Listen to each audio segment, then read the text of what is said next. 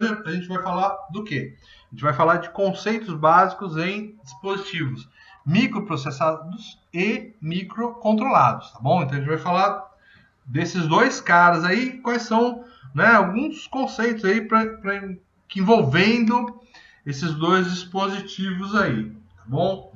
Então tá aqui uma figura interessante para vocês de um microcontrolador, tá bom? De um microcontrolador, tá bom? Então, o que eu tenho nesse microcontrolador? Então, a gente vai ver o seguinte, ó, que eu tenho nesse microcontrolador um microprocessador. Então, o microprocessador está dentro do microcontrolador. Então, ele é basicamente aqui o que a gente chama de CPU. Tá bom? É basicamente o que a gente chama de CPU. Que mais que eu tenho dentro desse microcontrolador? Eu tenho memória RAM, que é aquela memória do usuário, aquela memória que a gente vai colocar os nossos programas, né? Que a gente colocou os nossos programas, etc. Então elas estão aqui nessa memória RAM. Tudo bem? Então aqui nessa memória RAM. Eu tenho aqui também dentro desse microcontrolador uma memória de programa, ou seja, uma memória ROM.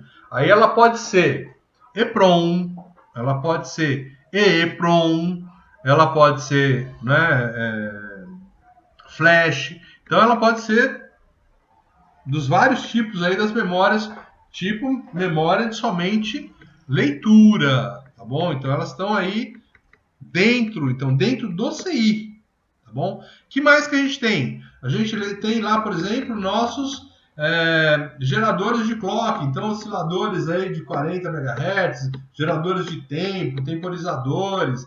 A gente tem conversores analógico digital, tá? A gente tem outros conversores aí que estão dentro desse dispositivo. A gente pode ter aí, por exemplo, dispositivos de comunicação serial, dispositivo para gerar PWM, tá? E outros diversos, né? Temporizadores. Então, todos esses periféricos estão dentro de um único CI. Entendeu? Dentro de um único CI. Então, esse único CI aí forma o microcontrolador. Então, o que é um microcontrolador? Um microcontrolador é um microprocessador com todos os dispositivos necessários para ele funcionar. Entendeu? Então, dentro do meu microcontrolador, eu tenho memória RAM, memória do programa e periféricos. Beleza? Tá? Então, tá aí nosso microcontrolador aí. Tá?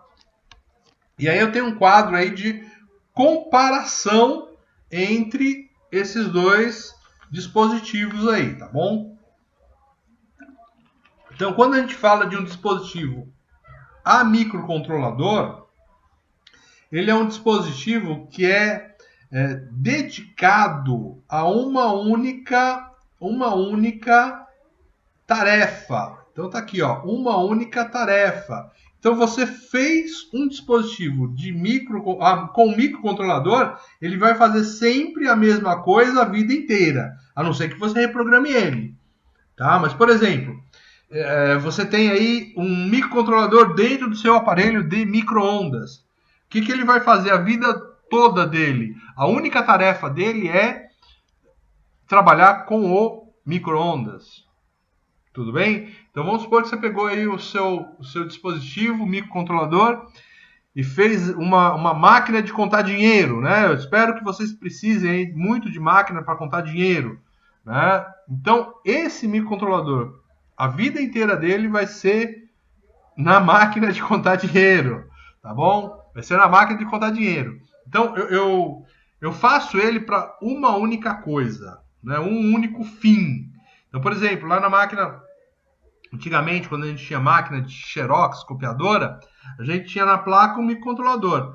Toda a vida dele foi tirar cópia, né? Então a única coisa que ele fazia era controlar lá.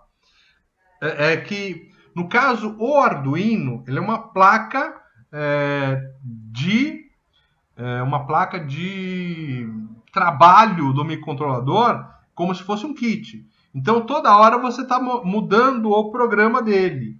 Então, o que acontece com o Arduino? Você pegou aquele Arduino, programou ele, por exemplo, para, sei lá, fazer um LED piscar. Se você não trocar o programa dele, a vida toda dele, toda vez que você ligar ele, ele vai estar com o LED piscando. Tá bom? Eu ainda não tenho essa máquina, viu? Mas vou ver se eu arrumo aí, quem sabe.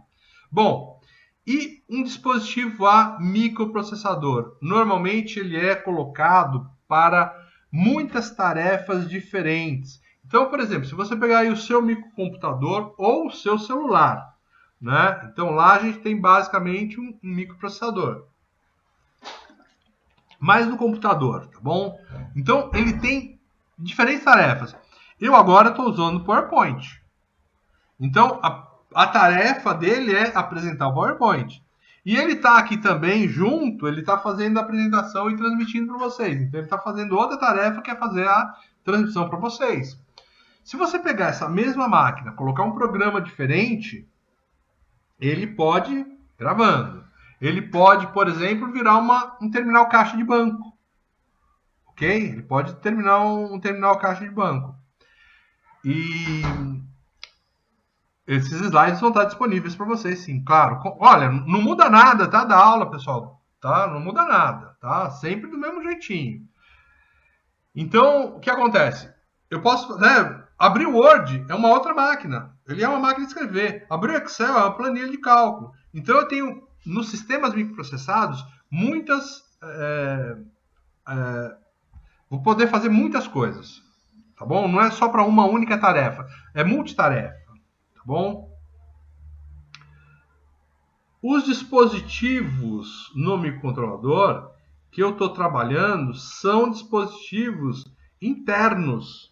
Então, normalmente, a gente coloca pouca coisa externa no sistema microcontrolador. Aliás, a gente faz um sistema microcontrolador justamente para não precisar de dispositivos externos. Né? Então, por exemplo, eu não preciso de um timer, eu não preciso de um conversor analógico digital. Né? Então, a ideia é que eu não... todos os dispositivos que eu preciso estejam dentro do meu CI. Já no microprocessador, ele é feito para ter o maior desempenho possível. E para ter o maior desempenho possível, ele só faz contas, só faz operações. E todos os dispositivos de suporte são externos. Então, hoje, basicamente, os dispositivos, por exemplo, um PC, eles têm lá a ponte sul e ponte norte. Essas duas pontes fazem a USB, eles têm lá a comunicação serial simples, comunicação paralela, eles acessam o drive do HD, ele faz tudo nessas duas pontes, mas eles são dispositivos externos, tá bom? Ao microprocessador. Tá? Microprocessador. O meu microcontrolador, ele normalmente oferece uma proteção de software. Por que ele oferece uma proteção de software? Tipo um fusível para você não conseguir mais desgravá-lo. Por que tem essa proteção? Como você, vamos supor que você planejou aí, né, 6 meses para fazer o seu micro-ondas e lançar no mercado. Aí vem um cara lá, compra o seu micro-ondas, chupa, né, copia a sua placa principal, pega o seu microcontrolador e rouba o seu software, ou seja, né, capitão gancho mesmo, bem hacker mesmo, né? Então, o microcontrolador oferece o quê? Oferece proteção para você não conseguir ler esse software. Ele pode até hackear o que está vendo, mas o software não. O software ele vai ter que, né, fazer uma... olha o chinês aí, os japinha, né? Então a chinesada aí tem que dar um jeito de fazer o seu próprio software, tá bom? No microprocessador, tá bom? O sistema falha muito porque a proteção que ele oferece é uma proteção muito vaga, né? Muito minúscula, tá bom? Então o Capitão Gancho aí gosta de sistemas microprocessados. Por quê? Porque você pode copiar aí, né? Então, em N locais aí você vê aí, né, sistemas trabalhando aí, né, com os hackers, né, fazendo cracks, etc., justamente para burlar os sistemas a microprocessador, tá bom? Então é muito mais fácil. É muito difícil. Bom, o tempo para que eu vá de um circuito, né? O tempo requerido para mim fazer um circuito é um tempo pequeno, né? Por quê? Porque ele vai ser um circuito menor, né? O tamanho vai ser menor, o consumo vai ser menor. Então, nos sistemas a microcontroladores, o tempo para o mercado é um tempo rápido, né? Por quê? Porque você precisa implementar menos dispositivos periféricos, né? O tamanho é menor, por quê? Porque está tudo dentro do microcontrolador, né? Então, por isso o tamanho é menor. E o consumo também é menor. Por que o consumo é menor? Porque tudo está dentro do processador. Então, ele minimiza o consumo de todos os periféricos que ele tem, tá? Já nos sistemas a microprocessadores, o que eu tenho aí? O tempo de desenvolvimento, o tempo para fazer o circuito é muito maior. Por quê? Porque não é só o microprocessador, você tem que desenvolver todos os periféricos, né? Então, todos os periféricos você tem que fazer e desenvolver, tá? O tamanho dele vai ser maior. Óbvio que, por exemplo, com esses desenvolvimentos tipo Ponte Sul, Ponte Norte, etc., que você coloca tudo num único CI, fica um pouco mais fácil, tá bom? Fica um pouco mais fácil. Mas mesmo assim, ele vai ter um tempo maior de desenvolvimento. Se você pegar do zero, o tempo de desenvolvimento é maior. E o consumo também vai ser maior. Por que o consumo vai ser maior? Porque justamente cada um desses periféricos vão estar consumindo a sua parte, né? E o processador, os sistemas processados, microprocessados, eles querem desempenho. Desempenho requer velocidade. E essa velocidade toda que eles pedem consome energia, tá bom? Sistemas microcontrolados, normalmente eles são para controlar máquinas, controlar dispositivos, né? Controlar lá o seu micro-ondas ou nossa máquina de fazer dinheiro. Então, elas se envolvem com dispositivos mecânicos que têm um tempo muito, muito longo frente à velocidade do controlador e frente à velocidade do microprocessador. Então, o que acontece? Você não tem necessidade de velocidades tão grandes e aí o consumo também pode ser menor, tá bom?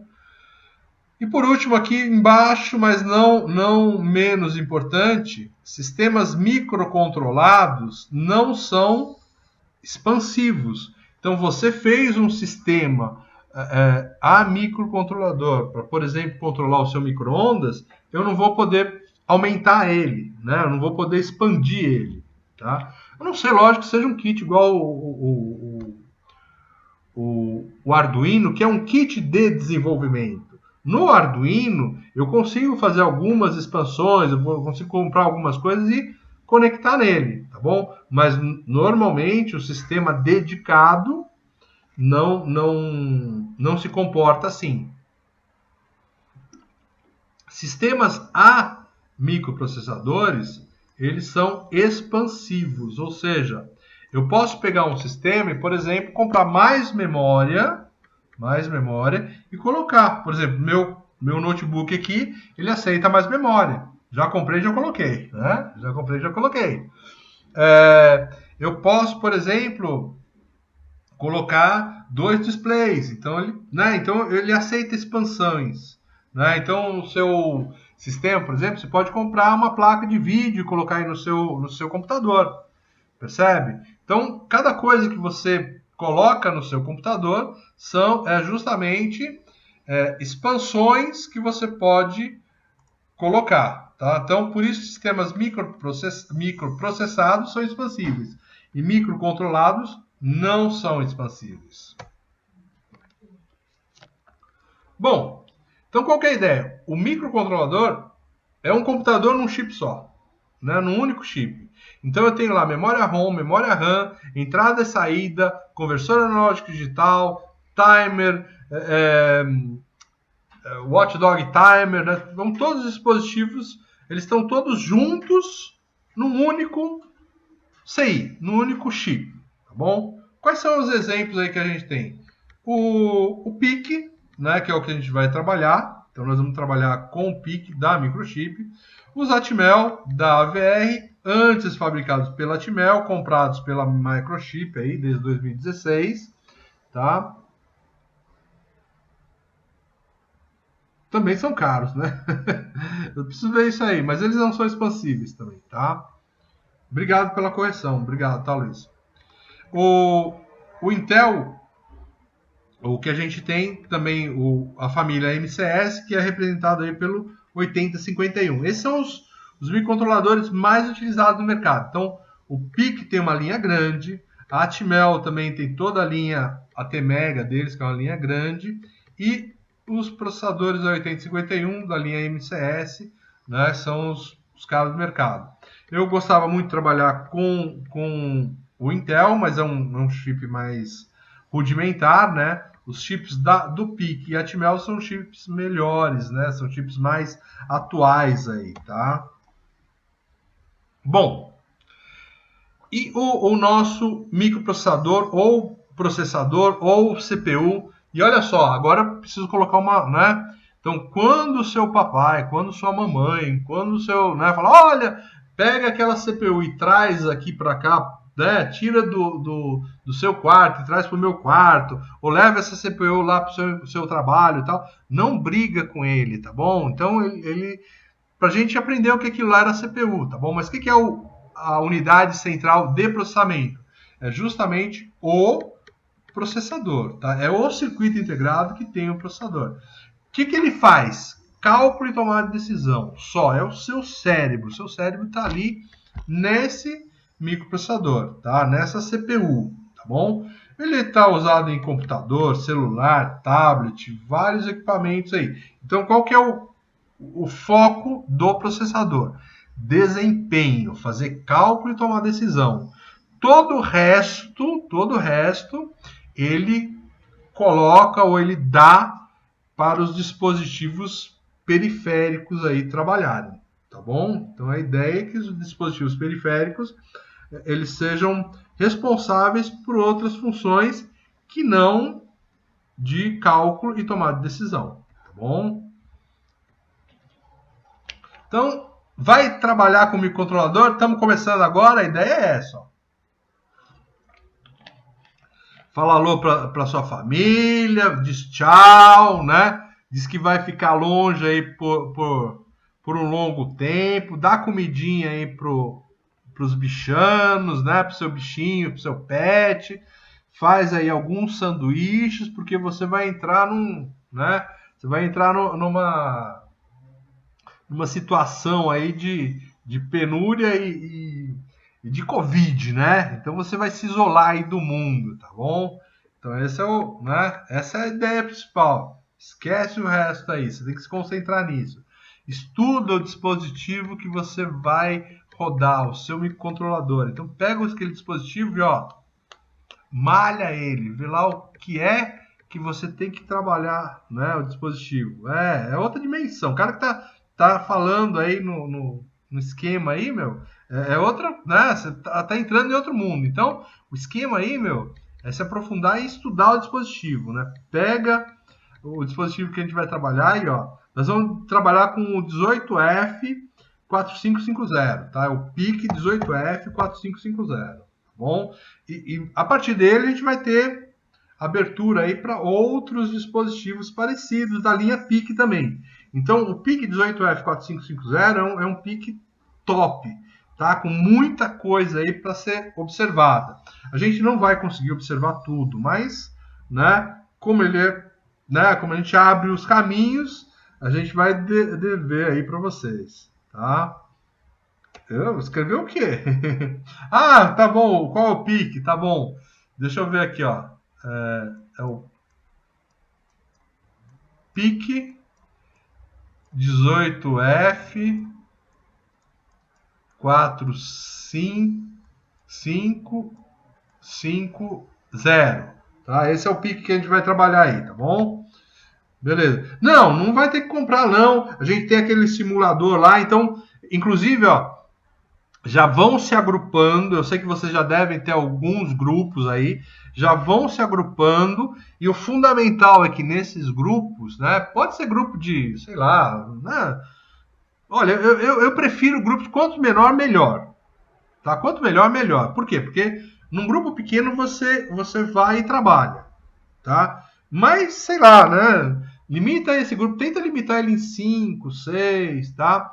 O que a gente precisa nesse grupo? Que pelo menos uma pessoa, pode ser legal, né? Pelo menos uma pessoa tenha computador e consiga rodar lá os nossos programas, tenha instalado, esteja tudo ok lá nos nossos programas, tá bom? Então, para que vocês possam trabalhar em conjunto, tá bom? Então, nos grupos, pelo menos um aí.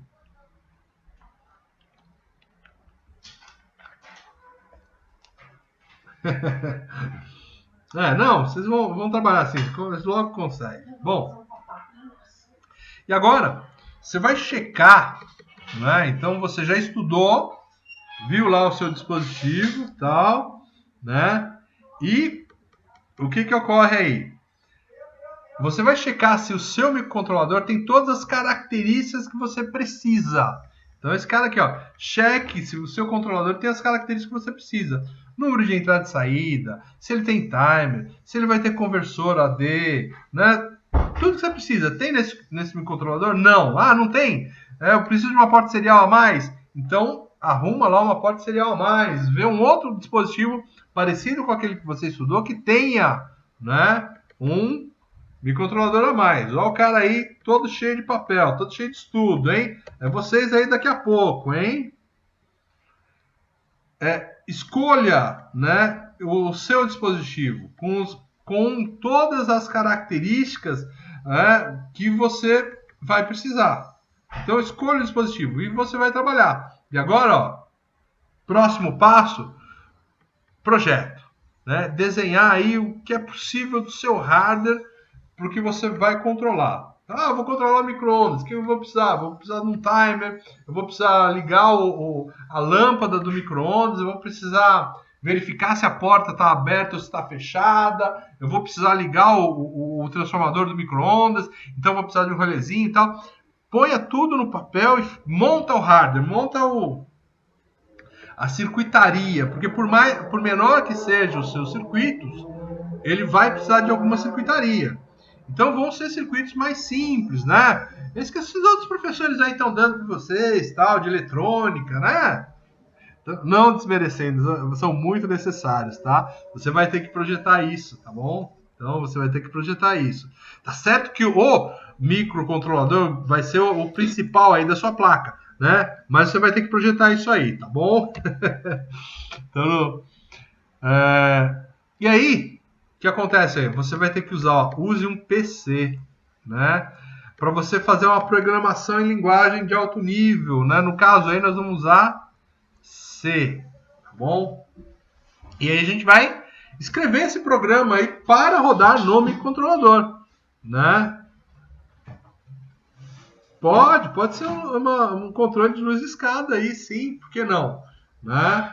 Então é só colocar os dispositivos, né, que a gente quer, a gente pode controlar aí o que você quiser. Professor, Oi. tipo assim, eu tenho um Arduino já tenho um circuito já também.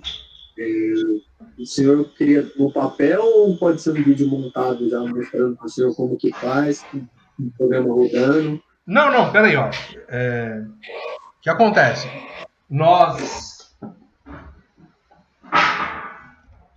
vamos trabalhar com o PIC, tá bom? Tudo que você aprendeu para o Arduino, ele vai ter bastante utilidade, principalmente se você programa o Arduino, tá bom? A programação nós vamos usar em C é muito semelhante.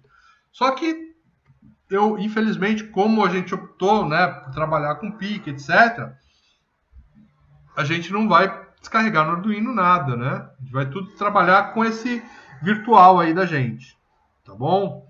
Então, Jean, eu procurei muita coisa aqui de celular e eu não consegui um simulador legal para vocês para celular, tá bom? Então, o simulador que tem aqui para celular é muito pequenininho, é muito ruim, tá bom? Por isso, de vocês se agruparem e trabalhar em grupo, tá bom? Eu infelizmente não consegui.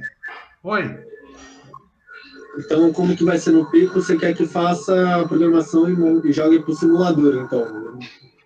Nós vamos trabalhar com o simulador, né? Que é justamente esse próximo passo aqui, ó. Não fuja de um simulador. O simulador é uma grande ideia. Oi? Você vai passar qual é o simulador? Já passei. O PicLab sim, tá lá no meu site. Então eu vou baixar já. Tá lá no meu site, tá lá numa das páginas lá. Tá lá no PicLab, né? O PicLab sim. Eu achei ele, você tinha compartilhado, não sei se é o mesmo. Aí ele tava falando que precisa de um Java, não sei o que, se... Entendeu? Como o meu baixou, rodou e, né? Não teve problema nenhum, tá bom? Beleza, deixa eu continuar aqui, aí depois você tem que dar uma olhada e ver como é que faz para você instalar, tá bom? Bom, aí o que acontece aí? Clique no botão apropriado e converta esse programa aí que a gente está trabalhando no simulador para que ele seja transformado em linguagem de máquina, em código de máquina, que o microcontrolador vai entender. Então eu vou pegar do meu computador, transformar em linguagem de máquina, mandar para o nosso microcontrolador, tá bom? E normalmente isso aí é colocado aí na memória dentro do processador. Então o pessoal que usa Arduino já sabe mais, né? Sabe muito bem como é que é descarregar um programa aí no nosso dispositivo, tá bom? No nosso caso aí é algo semelhante, tá ok?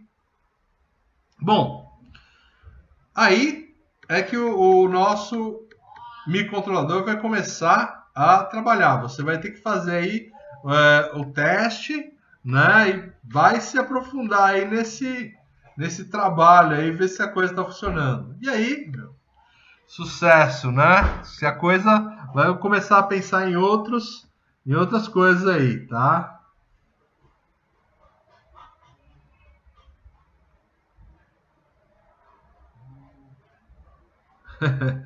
Beleza. Então, ó, o que a gente tem aí a nível de arquitetura, tá? Então, o microcontrolador PIC, tá bom? Ele tem vários atributos aí. Qual que é o primeiro atributo aí dele? Que eu tenho espaço separado, né, de instrução e dado. Então eu tenho uma memória para dado e uma memória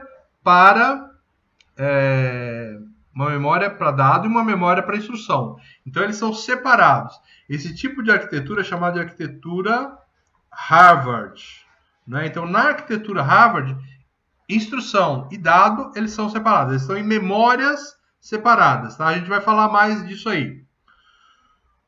O número de instruções é pequeno. Então ele tem aí alguma coisa em torno de 33 a 40 instruções. Então isso a nível de assembler, tá bom? E todas elas têm tamanho fixo.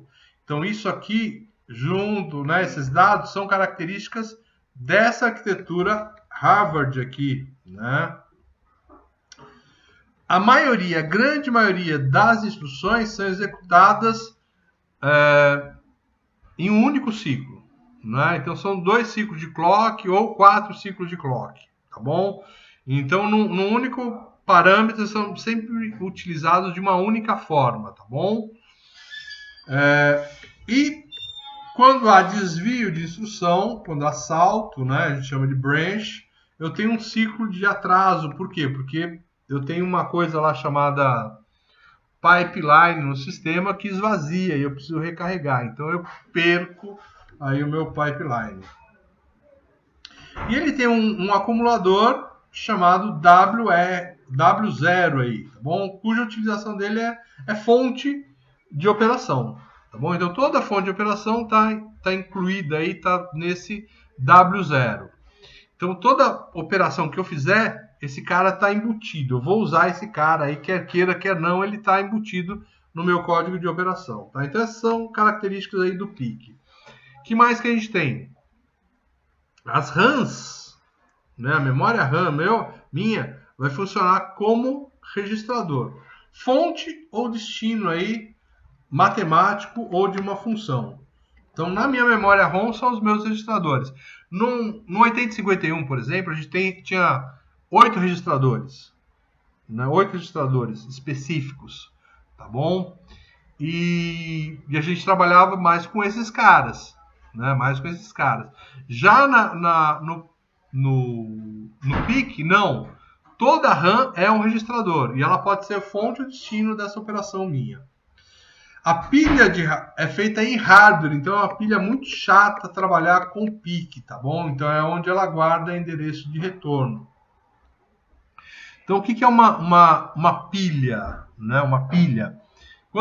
Normalmente quando a gente trabalha com microcontroladores ou com microprocessadores, os programas eles não são uma linha única. Muitos programas são repetidos. Por exemplo, eu preciso numa calculadora ler um teclado. Então, ler um teclado é uma subrotina, uma rotina que eu uso constantemente.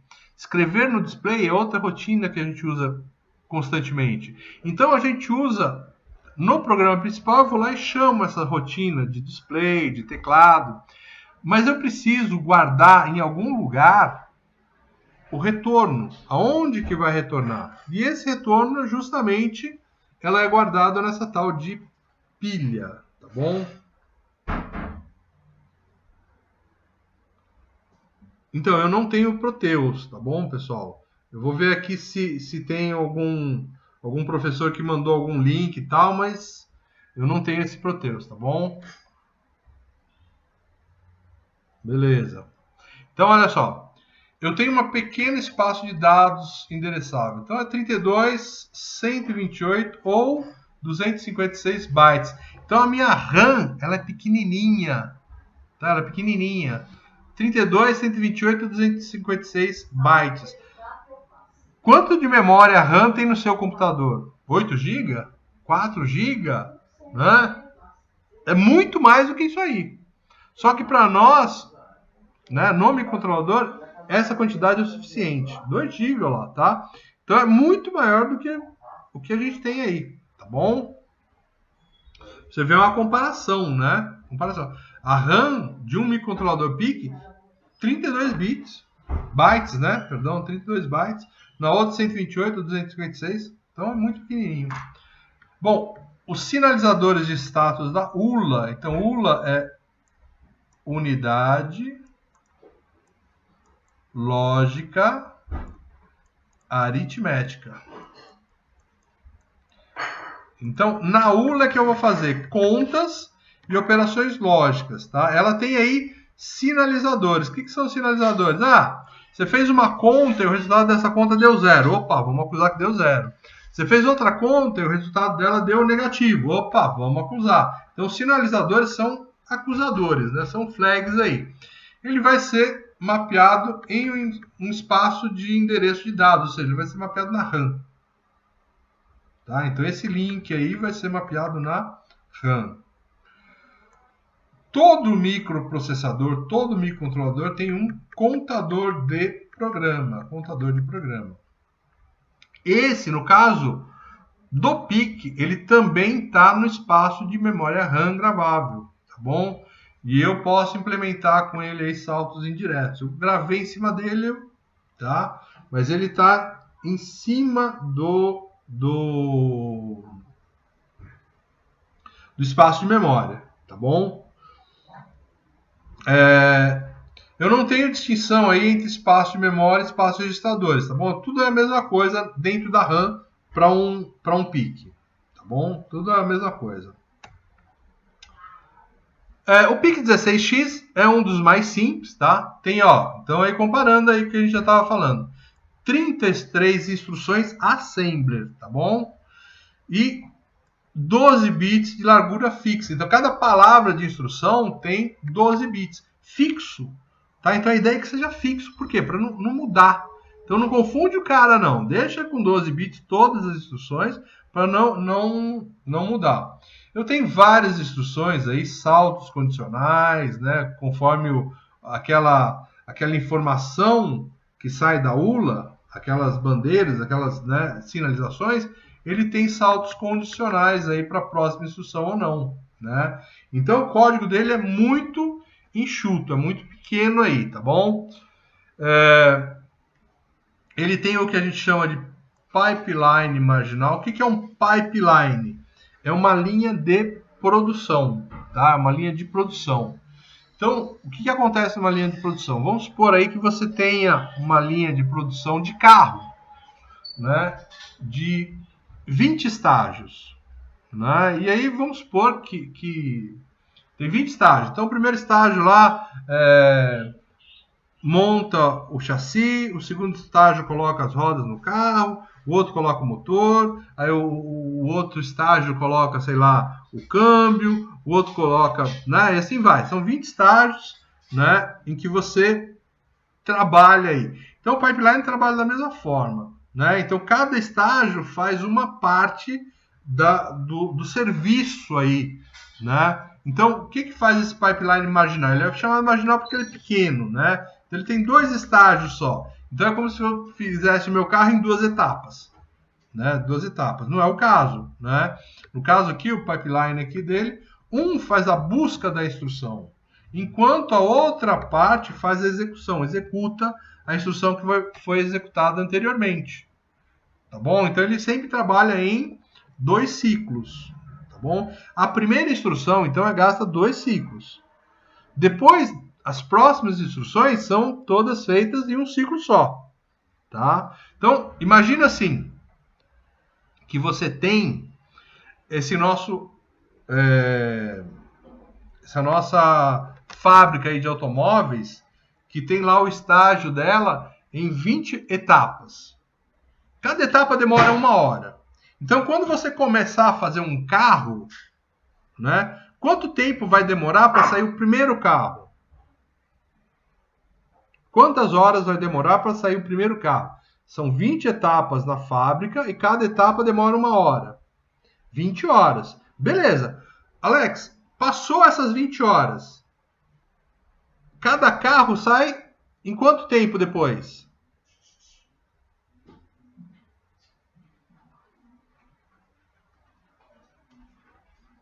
Não. A cada 1 hora, a cada 1 hora sai um próximo carro. Por quê? A linha de montagem está cheia. Então, por que o primeiro carro demora 20 horas? Porque ele está preenchendo a linha de montagem. Depois que a linha de montagem está cheia, cada carro sai a 1 hora. Em 1 hora sai um carro. Tudo bem? No pipeline é a mesma coisa. Eu demoro 2 ciclos para encher o pipeline. Depois desse ciclo preenchido, a cada ciclo eu tenho uma instrução sendo executada. Tá bom? Então essa é a função aí do pipeline. Ele funciona como sendo uma linha de montagem aí.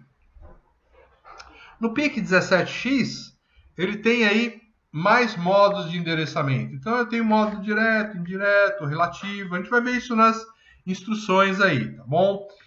O modo indireto, sempre 2 ciclos para execução, tá? Ele tem mais instruções, 58 instruções de 16 bits. Então, o outro eram 33 instruções e eram 12 bits. Aqui eu tenho 58 instruções e cada instrução é composta aí por 16 bits. Ele tem mais registradores, né? 232 a 454. Meu espaço de programa de 64K, né? Então 2K a 8K dentro do chip, tá? E eu posso endereçar externamente. Então de 2 a 8K dentro do chip, dependendo da versão do 17X, e o resto, né, endereçável externamente, tá? Então não é porque eu tenho memória interna que eu não posso acessar a memória externa. Que esse cara aí, 17X, já não está mais sendo utilizado aí para novos projetos aí pela recomendação da Microchip. 16X é uma variante aí do projeto inicial de 8 bits lá de 85, tá bom? Ele é um dos mais inovadores aí do nosso sistema e a gente tem aí até hoje. Basicamente, né, ele encabeçou aí o tal do Basic Stamp, que eram dois integrados, era um 16C56, que era um PIC, né, 18 pinos, e o interpretador, que era numa memória, tá bom, de 256 bytes. Então ela tinha lá uma porta de I/O, basicamente funcionando nesse cara aí, tá, no 16F. Então, quais as vantagens do microcontrolador PIC aí, tá? Primeiro, então, a nível de assembler, né? Então, linguagem de máquina, o conjunto de instruções dele é pequeno, então é fácil aprender. Então, a gente tinha o Z80 que tinha lá praticamente 400 instruções. Quem é que aprendia aquilo tudo, né? Ninguém. Nem eu, que era professor, tinha todas as instruções na cabeça. Então, conjunto pequeno fica mais fácil de aprender. Percebe? A arquitetura dele é tipo RISC, tá bom? Então é uma arquitetura reduzida, né? Reduzida de computador. Então a gente vai falar ainda mais dessa arquitetura RISC, tá bom? O oscilador dele é embutido dentro do próprio dispositivo, então eu não preciso ter um dispositivo externo, se bem que posso colocar, tá? E eu posso selecionar com que velocidade esse oscilador vai trabalhar. Entendeu? Vou trabalhar com 40 MHz, com 8, com 10, eu que vou trabalhar.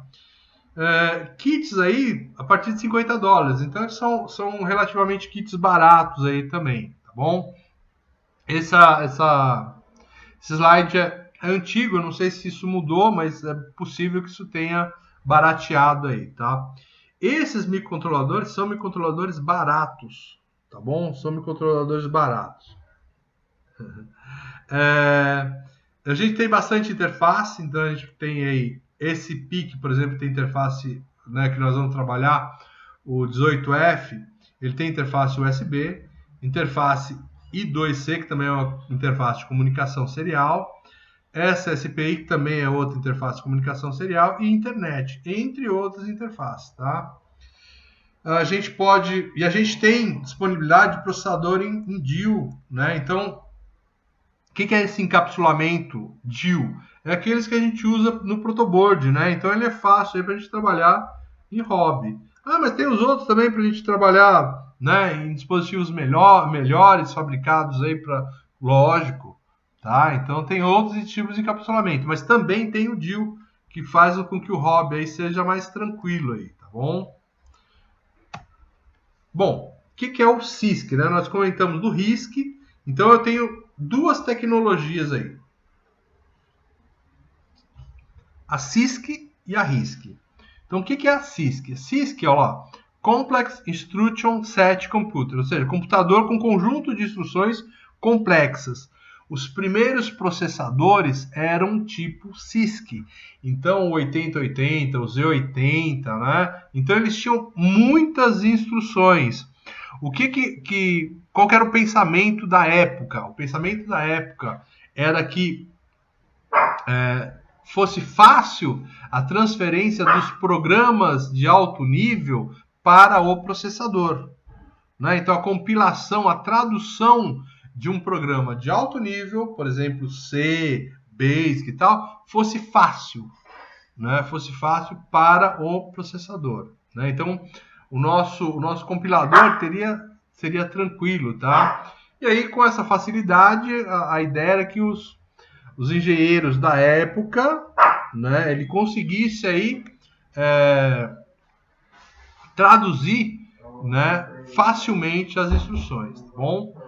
O RISC, o que é o RISC? Reduced Instruction Set Computer, ou seja, ao contrário desta aqui que é complexa, essa aqui é reduzido. Então, o que ocorreu aí com o tempo? Eles verificaram que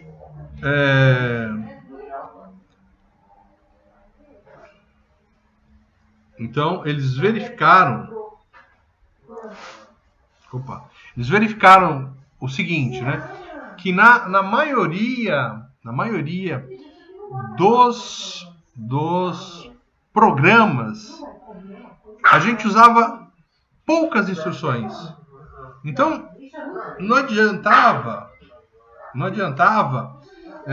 você dar ao processador um grande número de instruções. Por quê? Porque poucas dessas instruções eram utilizadas nos programas. Então, o que se fez, então, o pessoal que estava estudando isso? Eles reduziram o conjunto de instruções e deram a esse conjunto de instruções um hardware, né, que fizesse isso muito rápido, né, muito rápido. E sempre, então eles aumentaram o desempenho do processador, de forma que ele pudesse executar essas instruções num tempo muito curto e elas fossem padronizadas, sempre a nível de um único tamanho. Então, o que acontecia, por exemplo, no 8080 ou no Z80? No Z80 eu tinha instruções de 1 byte ou de 4 bytes. Então, o processador tinha que ser inteligente o suficiente para descobrir qual era o tipo de instrução que ele tinha, né? E ela podia ser de 1 byte a 4 bytes. Aqui, no RISC, não. Você diminuiu o número de instruções, então você vê que o primeiro PIC tem 33 instruções.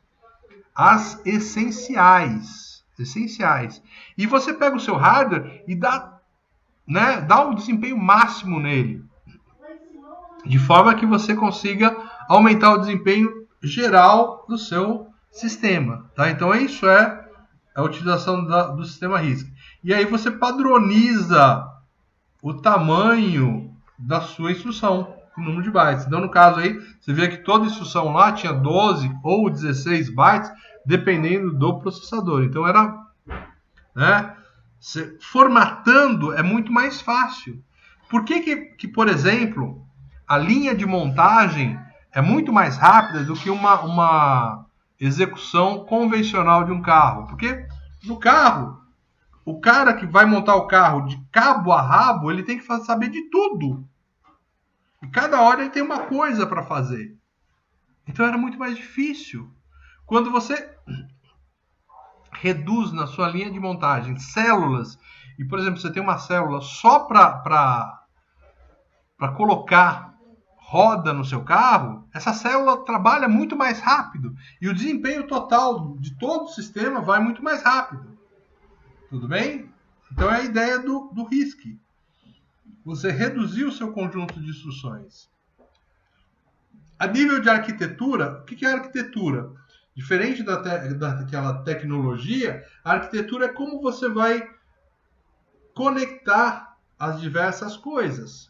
Tá bom? Como é que você vai conectar as diversas coisas? Então, a arquitetura von Neumann os primeiros computadores eram von Neumann. Então, nessa arquitetura von Neumann, o que acontece?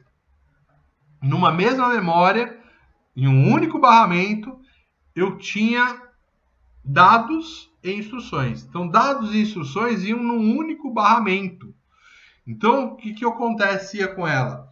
Ela era uma tecnologia fácil de trabalhar, a nível de pensamento, de execução, era fácil, mas era complexa a nível de desempenho, tá bom? Então, ela foi tanto usada em CISC quanto em RISC, tá bom? Mas, inicialmente, a Intel usava essa tecnologia von Neumann, tá? Foi uma das primeiras tecnologias de arquiteturas que tinham, tá? Então, todo o barramento era condicionado. E o que acontecia? Nesse sistema von Neumann, a gente tinha um gargalo que era essa unificação de barramento de memória, tá bom? Outras empresas, tal, também adotaram essa arquitetura, Motorola, tal, né? Então, é uma arquitetura que ela provou ser útil, né, e funcional, só que a sua performance não era tão boa aí, né? Então ela tinha muito problema aí de alinhamento de código, de gargalo em transação com a memória. A tecnologia mais atual, né, ou uma tecnologia de arquitetura mudada, é a Harvard. Então, nessa tecnologia Harvard, o que acontece? Você separa memória de dados. Então, eu vou ter uma memória de dados, que eu vou ter um barramento de endereço de dados para ela. Então, toda a área de dados está separada da área de programa. Então, a área de programa e a área de dados elas são totalmente separadas dentro do processador. Ela se deu muito bem com tecnologia RISC. Então, ela é fortemente associada à tecnologia RISC. Por quê? Praticamente todo RISC é Harvard, né? Mas isso não é verdade, né? Então, são coisas diferentes. Então, fala que o RISC é Harvard. Não é Harvard, não. São coisas diferentes, tá bom? Então,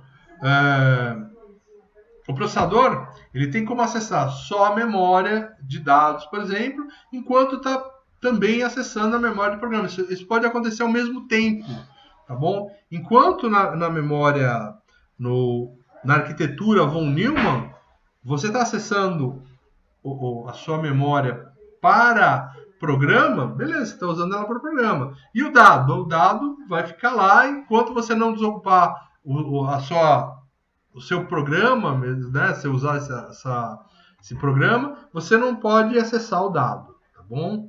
Então, na Harvard, as memórias são distintas. Inclusive, ela pode ter palavra distinta, né? Palavras distintas. Então, o tamanho, por exemplo, da memória de programa, no PIC, que a gente já viu primeiro lá, é de 12 bits. Enquanto a memória de dados, normalmente tem 8. Tá? Bom, o que é capacidade de interrupção? O que é uma interrupção? Uma interrupção é uma parada no programa. Tá? Então, por exemplo, cada vez que você clica o seu mouse, o programa é interrompido e é gerada uma interrupção. Você clicou o seu teclado, né? Deu um clique no teclado. O que acontece? É gerada uma interrupção, né? O programa para o que está fazendo e você vai verificar o que é esse clique aí no teclado. Entendeu? Então é uma parada. E cada dispositivo, cada software tem uma maneira específica de atender essa interrupção, tá? Uma capacidade. Então eu tenho, por exemplo, dispositivos aí que tem o 8051, por exemplo, ele tem 5 interrupções só. E cada vez que você interrompe um dispositivo, ele manda esse dispositivo para um endereço de programa diferente. Então, assim que é trabalhado no 8051. Nos PICs, não. Você interrompeu, eu tenho um flag que é acionado. E há um outro flag para indicar a interrupção. Então, há um flag para indicar, ou há uma bandeirola, há uma sinalização para indicar que houve a interrupção, e outra para indicar qual foi a interrupção. Então, o programa, na hora que há uma interrupção, o programa de tratamento de interrupção, ele tem que parar e fazer uma leitura nesses sinalizadores para ver quem é que interrompeu o sistema. Tá bom? Então, é um sistema diferente. Então, cada processador, cada dispositivo tem a sua maneira e a sua capacidade de interrupção. Tá bom? Então, na linha PIC, por exemplo, você vai ver que tem dispositivos que têm interrupção, por exemplo, por queda de tensão. Caiu a tensão, ele pode gerar uma interrupção. Então, coisa que, por exemplo, o 8051 não tem.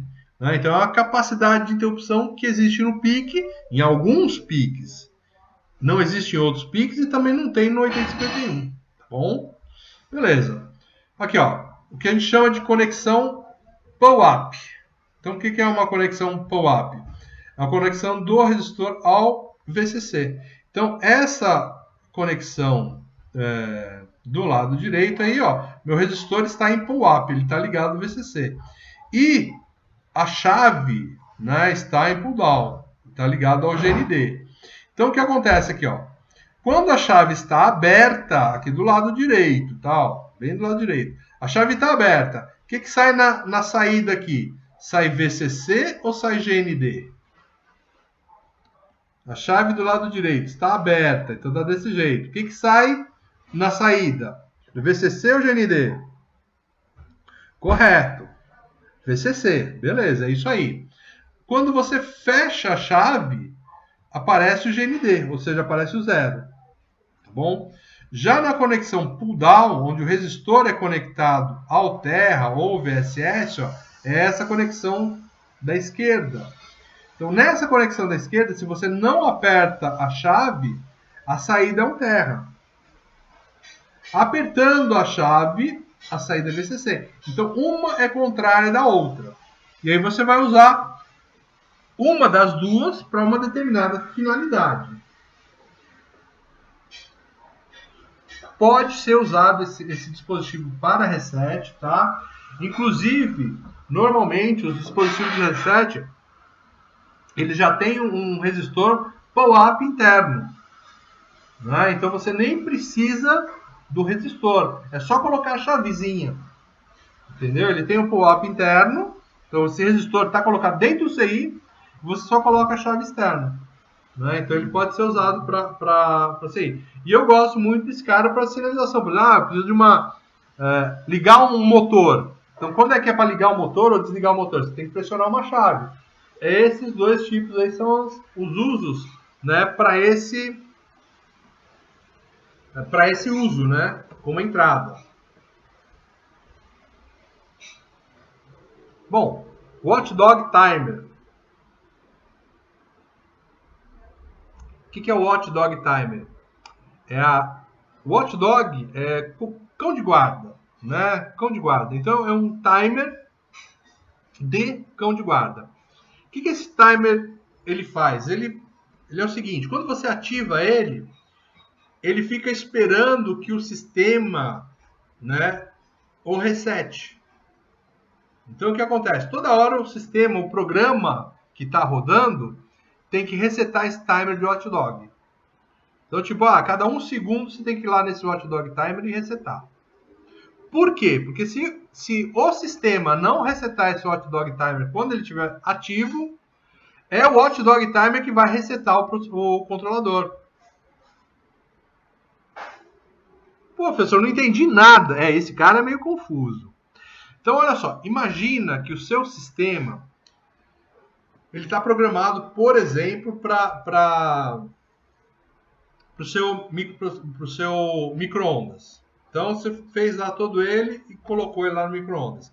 Aí, por algum descuido lá, sei lá o que aconteceu, a tia que está usando o micro-ondas lá do lado, né, ela ligou um motor e o processador, né, o microcontrolador se perdeu. Porque ele pode se perder, o microcontrolador pode se perder.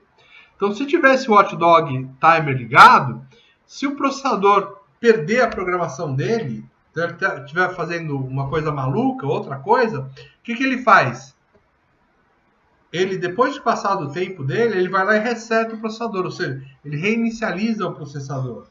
Então, essa história de, deu um problema, tal, o que faz? Desliga o computador, liga de novo. Esse Watchdog é quem vai fazer. Tá? Quando é que ele não faz isso? Se ele tiver sendo acionado ou resetado pelo programa, tá bom?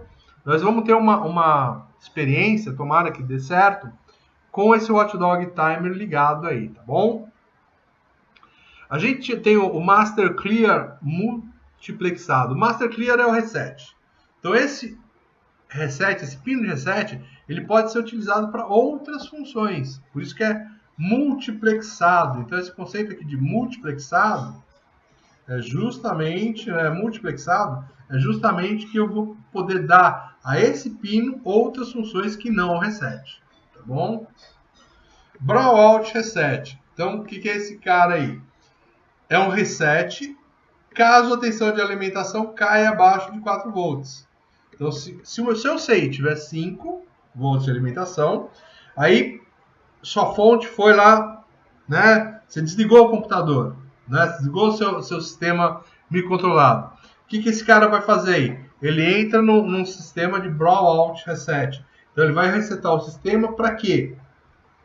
Você possa guardar informações imprescindíveis. Tem muito problema que a gente faz assim. inclusive nesse processador. Então, o que acontece no Brawl Alt Reset? Vamos supor que você tenha ele controlando, por exemplo, o odômetro do seu carro. E aí você precisa passar a quilometragem final para a memória EPROM. Você tem que gravar ela. Então, na hora que você ativa esse Brawl Alt Reset, falou, ó, legal, tá ligado. Aí sua tensão caiu abaixo de 4. Quer dizer que o seu sistema está desligando. O que ele vai fazer enquanto ele está desligando? Chegou abaixo de 4, opa, Brawl Alt Reset. Esse cara vai lá, reseta o seu pique, e o que ele vai fazer na primeira coisa depois do reset? Gravar seu EPROM com o valor da quilometragem atual. Beleza? Isso é um exemplo de uso, tá? Pode ser vários outros.